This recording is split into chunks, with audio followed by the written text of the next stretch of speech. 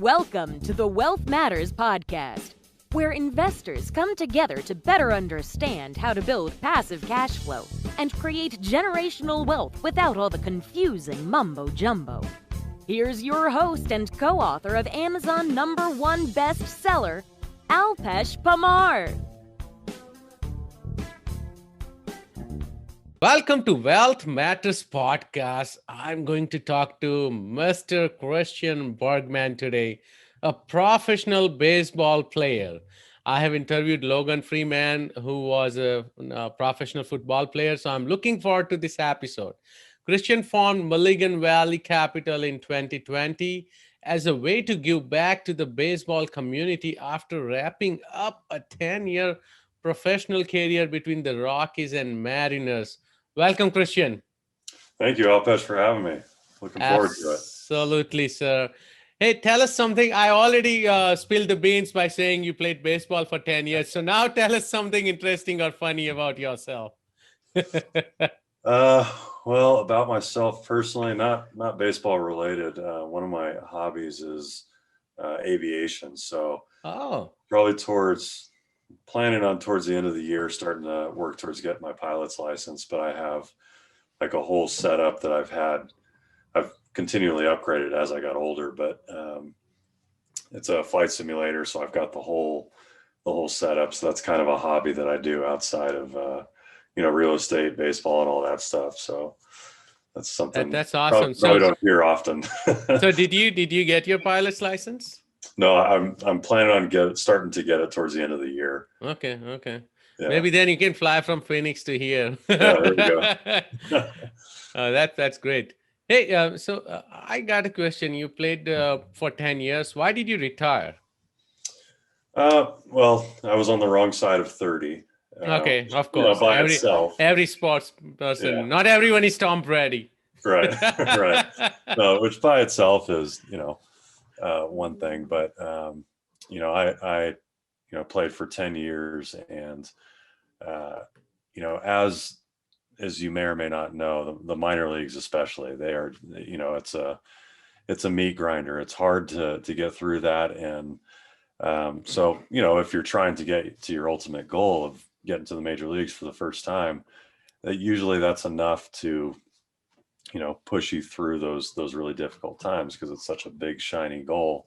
Right. And after I got there, it was awesome. You get to the big leagues, and then you live the life, and you're fulfilling a childhood dream, and then reality kind of sets in, and there's a lot of politics and some of the stuff that happens behind the scenes that people don't really see. So I went up and down a lot. That's just the type of, player I was. I'd go up to the major leagues, and then really, regardless of how I played, they'd send me back down, and I wasn't alone. Like they do it to guys all the time. So, it just got kind of tiring, and, I didn't have that big goal to work towards. So I was like, you know what, I've, done a lot of really cool things, but I think it's time to move on to something else, because I knew I had other things I wanted to do. Hey, so you brought up politics. I thought only corporations have politics. It's everywhere, huh? No, it's everywhere. This is why I stopped working W-2 in 2009, because I was laid off. Just politics. Yeah. No, it's everywhere. Okay, no, that's great. So what then drove you to start investing in real estate while still playing baseball, though?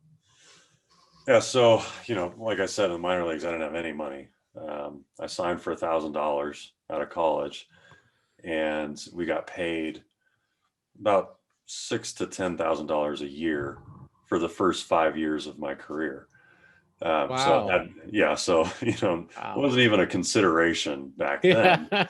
But then I get up to the big leagues, and it's night and day difference. The league minimum for baseball is, at the time, was about $510,000.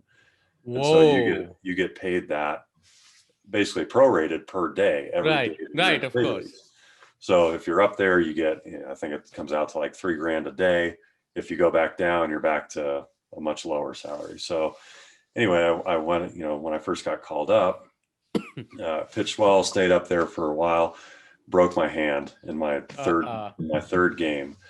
And, the silver lining to that was that if you get hurt in the major leagues, you stay there. So you continue to get paid, even though you're not playing. Oh, okay. So broken bone, like there's not a whole lot for me to do for it, Right, so I had a lot right. of downtime. So I'd spent 2 months on the disabled list, and so didn't have a whole lot to do. So started looking into, investing and stuff like that. And, because I just naturally am the type who wants to learn about different things. And, a lot of guys just give their money to a financial advisor, and that's just not what I wanted to do. I was like, That's what most of the sports people do. When I was right. talking to Logan as well, I'm like, I see, and then in the end, they're bankrupt or they don't have any clue what happened. Right. Right. And, I've met people who have been taken advantage of by financial advisors. It's not that they all do it, but it Right. happens. And especially if you don't understand what's going on, like you're not going to pick those, red flags out. So anyway, I started, learning about investing, started at the stock market where most people start. Right. And then you realize it's gambling. Yeah. Like I did. I'll never forget. I woke up one morning, and I'd bought a bunch of mutual funds and stuff like that. Right. Stuff. Woke up one morning, and one of them had dropped like 12% overnight. Right.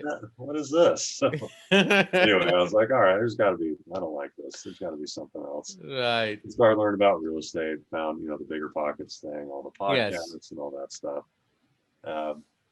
So decided that next season to buy my first property, and my plan was to live in it during the off season and then rent it out during the season.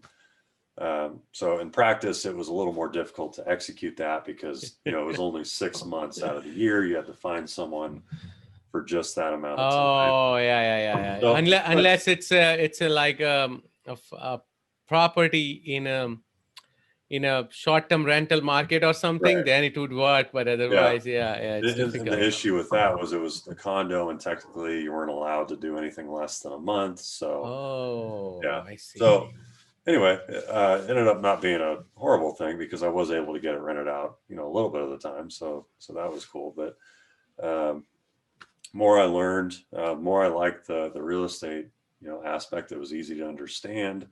It's not super complicated.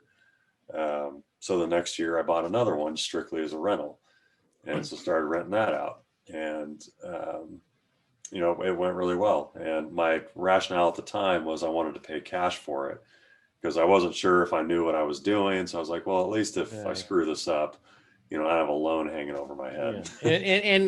Yeah. Anyone who had seen the 2008 and 9 crisis, they're like, oh yeah, I don't want anyone to respond to, right? Means you don't have to worry about the mortgage anyone, right? So it makes sense.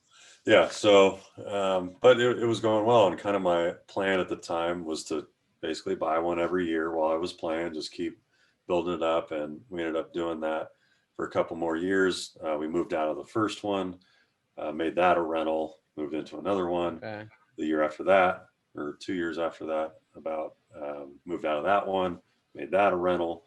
So by the time, I was getting around the time of retiring, and we had 3 rentals in our primary residence. And so, my thought was I just wanted, while I was off playing, because the other little issue is that if you own a place or have a place in your home, then you go play in the city that you're playing with. Now you're paying for 2 places. Oh, yes. So,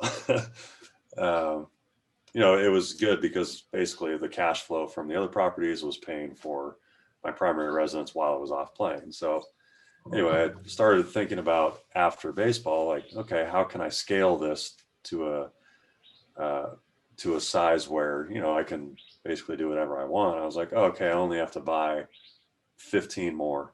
Right. Like, oh, how the heck am I going to do that? Even though, I was making good money at the time, like, I don't want to manage 15 separate properties. That's the problem with single family. I think people may make more money by owning single family because they appreciate quite fast, right? In markets like where you and I are, but just finding those 10, going through 10 transactions and then managing those 10, it's not an easy process. And unless you keep it for long term, you shouldn't rely on that appreciation, right? Means No, right now, exactly. of course, it's more speculative. Right, So exactly. yeah, that's the Yeah. biggest problem.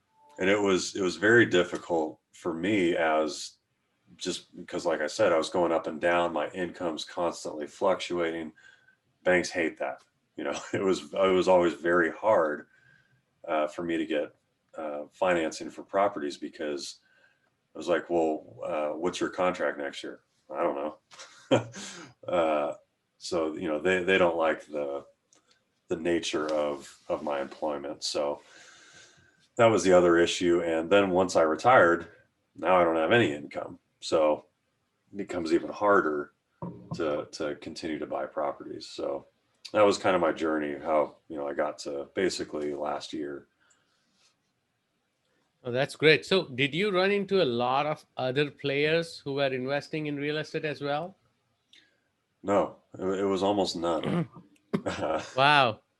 And the more I learned, and I would talk to players and stuff that were on my team, and I'd start telling them about this stuff, like as I had two Right. properties at the time. It wasn't anything crazy, but I was like, yeah, it's been rented out for 12 months now. Like, I just take the cash flow, and it more or less pays for my place at home. They're like, wow, that's awesome. That's a really good idea. It's like, I mean, yeah, it's not complicated. It's pretty Right. easy. But yeah, I didn't run into a lot of people who were even thinking about that. Like we were saying, they just kind of hand their money over to a financial advisor, and that's it. They think that's investing. Yep. Yeah. And so I have another question, and we'll talk a lot more about sports itself. Why should players care about their finances? Well, I think that whether it's players or people, individuals, um, I think you need to take a certain amount of responsibility for your finances, because I've just run into too many people who lost money because they basically turned it Right. over to someone else, trusted them fully, and just a basic understanding of what was going on would have prevented the entire situation. Um, and whether, look, you and I think we both love real estate. There are other people who love stocks and Right. Yeah. stuff like that. That's great.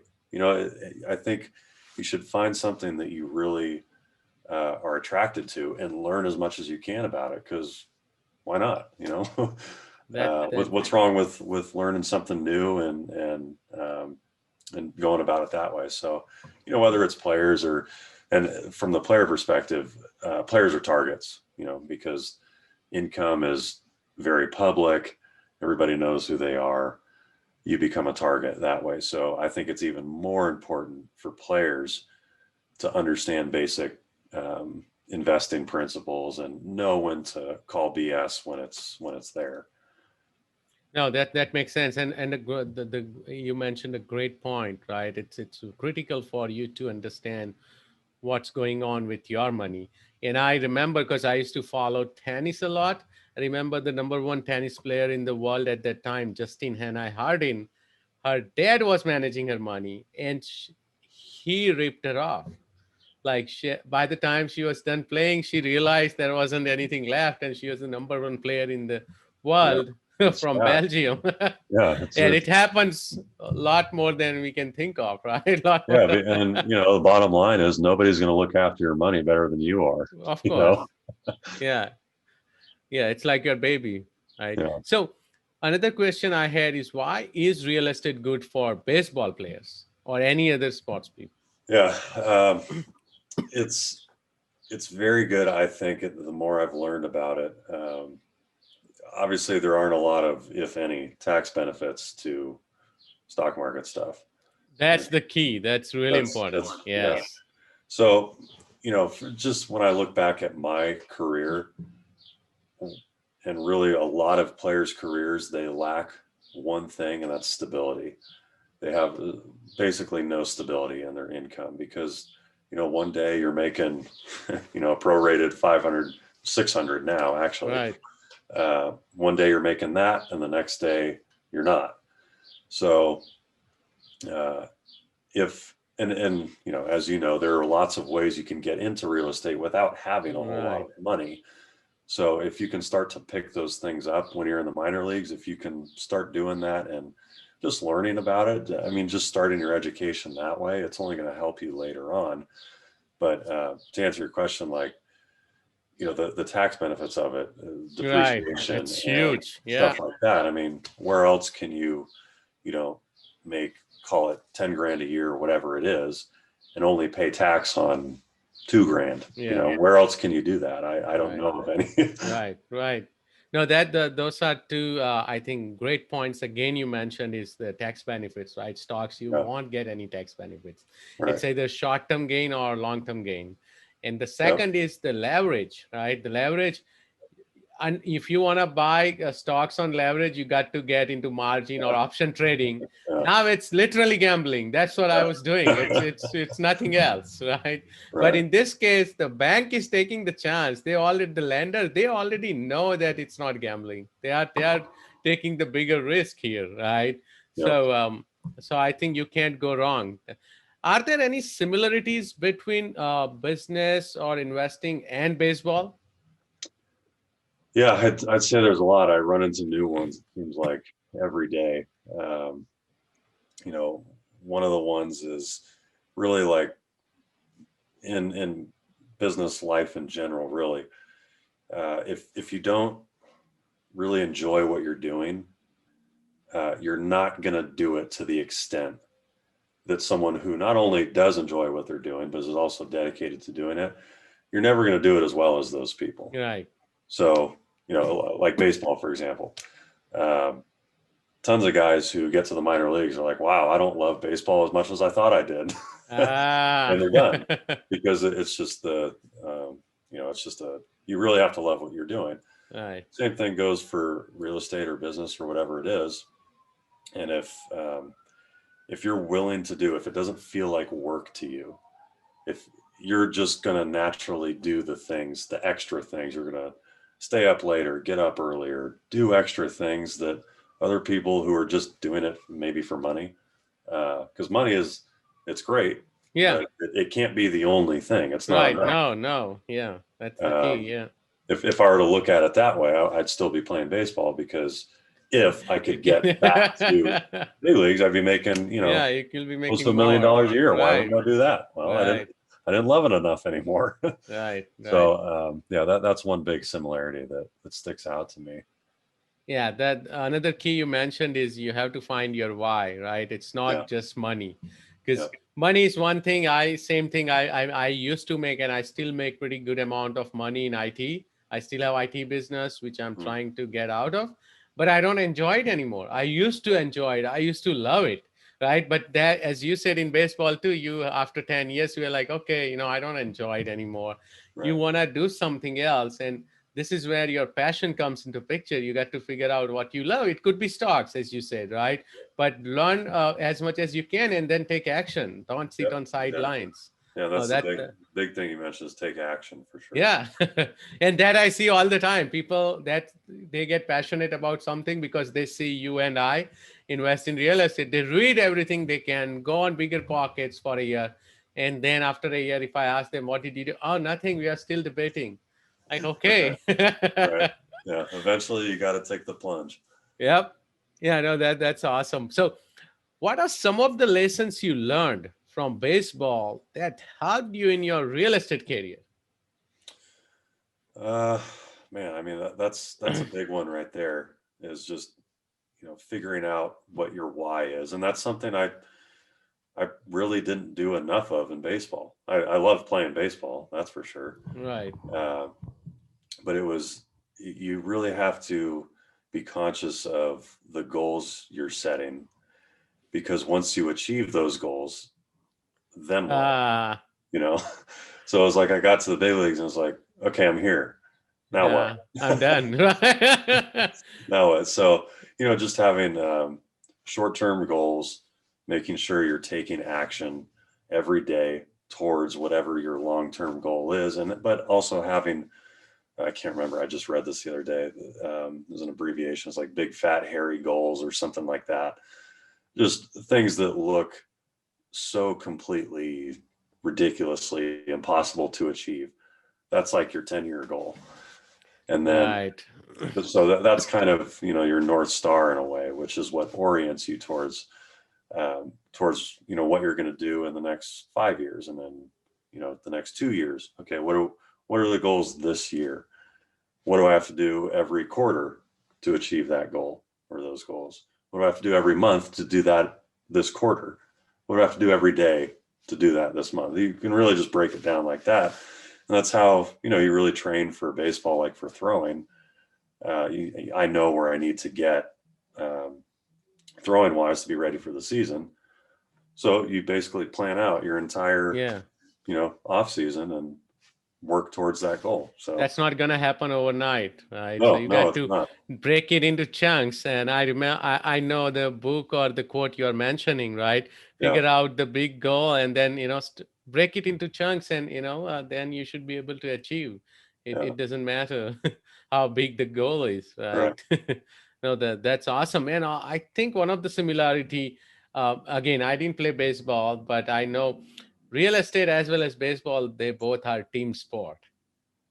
That's a key principle, right? There's stocks or anything else, you do it all yourself and you're done. If you really want to grow in baseball or, football or, real estate, you got to have a team. You have to build a team. You have got to trust them as well.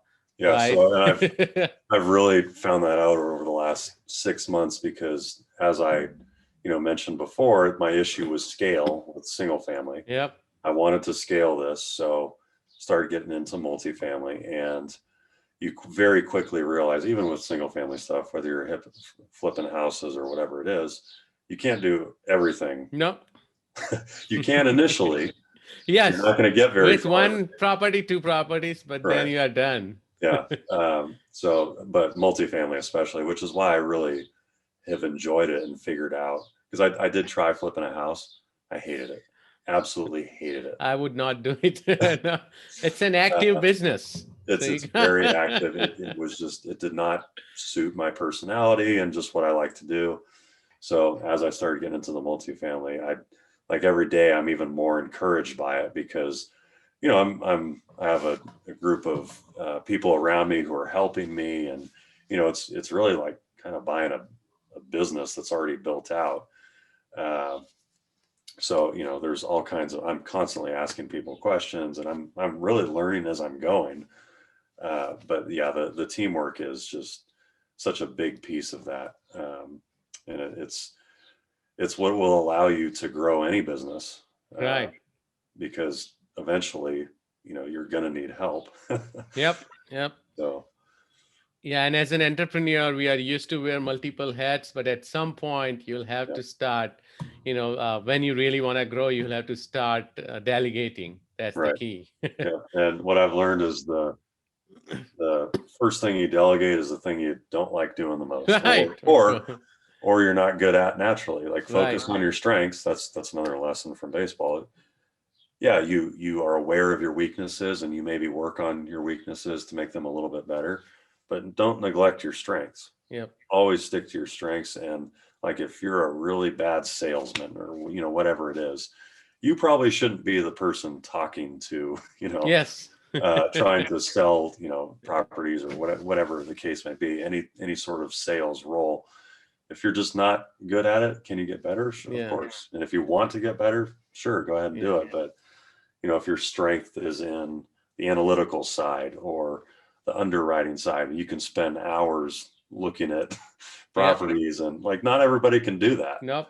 So that's your skill set. Do that and find someone to do the other one really well. Oh, that's awesome. Let's take a quick break, Christian, and after the break, we'll go through the same 5 questions I ask every guest. All right.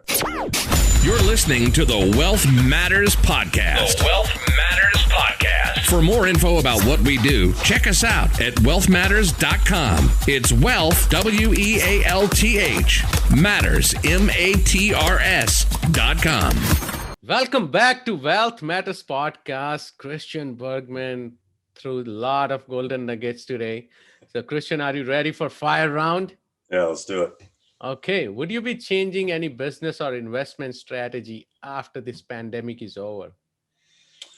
Kind of my thought going into it was that cash flow becomes even more important, and not speculating about rent growth or numbers like that, where in the near to midterm it's really uncertain, and especially back when I first started doing this, it was like nobody knew what the heck was going to happen. It has actually, rents have still grown even more than we really anticipated. So, but nonetheless, both during this time and after, I'm always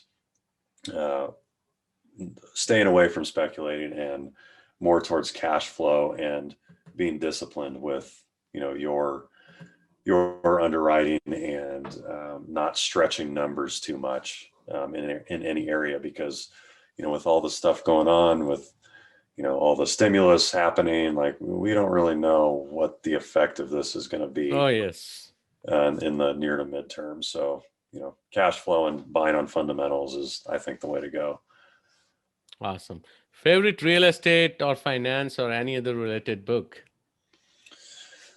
I've read a lot. One that really sticks out to me is Tyranny of the Federal Reserve. Okay. I have not read that one. It's by, I've got it right here. It's Brian O'Brien. Okay. And it goes into in a lot of detail about how the financial system works in the U.S. and the central banks and all that stuff. So it's pretty interesting and pretty wild. And I found myself, reading a certain part, like, no way that's true. That can't be true. And I go look it up. I'm like, oh my God, it's true. Yeah, you're like, if I do this, it's a scam. If government does it, it's not. Yeah, exactly. Yeah. Any tool or website you recommend for maybe you use it for your real estate or for managing your business? Anything you can recommend? One is a planner that a friend of mine made, and he has a massive house flipping business in Las Vegas. His name's Ryan Pineda, and he has I think it's free now. He has a planner, like a year-long planner. And it basically does exactly what I was talking about. You have a big goal at the end of the year, and then it breaks it down by quarter and by month and then by week and then by day. And it actually tracks how often you're doing your daily goals, and it keeps a number. So you just, log what you did, and if you accomplished, the tasks that you wanted to do that day, and then you can go back and look, and it'll give you a number like, okay, in, February or March, whatever it was, I only did 60% of the goals that I want to do. Okay, what did I do wrong? Oh, well, look, I only, was doing 50% of my daily habits. That's probably why. Okay. So it's, kind of holds yourself accountable and allows you to track your goals. I'm going to look it up. Thank you for sharing. This is important question for my listeners. Any advice for beginner investors? We kind of touched on it earlier. Definitely learn about what it is that you want to do and figure out what you're interested in.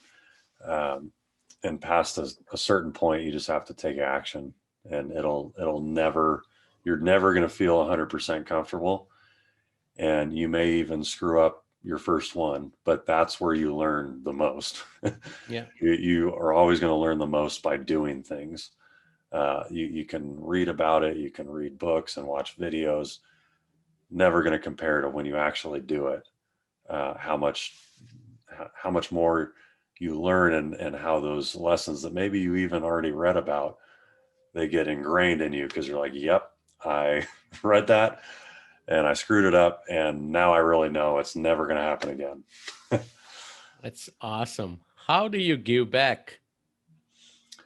So one of the charities that I just learned about is one called Operation Underground Railroad, and that's has to do with human trafficking Oh, you know and what? stuff like Someone that. else told me about it too. Please send me more details. I am very Yeah. interested. Yeah, it's pretty Oh, crazy. yes. I actually, got to meet the guy who runs it, Oh, Tim really? Ballard. Yeah, and pretty sick what's going on. And it is quite frankly not talked about nearly enough in any circle on the news or anything like that. They're too busy being distracted by other things. But there's and one of the things that he talked about was that with everything getting shut down because of the pandemic, there was like a tenfold increase in human trafficking that was going on, Ooh. and nobody was talking about it. So And I watched a movie, and it was a true story, and it seems human trafficking is the largest business right now. That's what I. he gave I don't want to screw up the number. Yeah, It was around the hundreds of billions yeah. It of said it has dollars. more revenue than McDonald's and all the other businesses combined. Even Yeah. I was like, whoa, this is So yeah, ridiculous. that's something I've recently given to because they need all the help they can get. Yes. No, thank you for doing that, and Yeah. definitely I'll reach out because I do want to get connected on that side for sure. Yeah, for sure, definitely. That's one of the thing I really want to support. Yeah. Awesome. How can my listeners reach out to you? So our website is mulliganvalleycapital.com. My personal email is christian@mulliganvalleycapital.com. I'm pretty good at getting back to emails, and I'm also on Instagram. Instagram is cbergman36. Not as good at getting back to DMs and stuff like that on there because they kind of get lost in the inbox and stuff. But email is definitely the best way to reach out to me. And I've also got some. I do pretty regular blog posts, articles on my website, just various things, that kind of stuff we talked about here. Relationship between baseball and business and real estate and all that kind of stuff. So easy to reach out to me on there. This is great. Thank you, Christian, for your time. Absolutely. Thanks for having me. Absolutely. Thanks for listening to the Wealth Matters podcast. If you enjoyed it, please leave us a 5-star rating on iTunes so others can enjoy the show too. Have a great week and happy investing!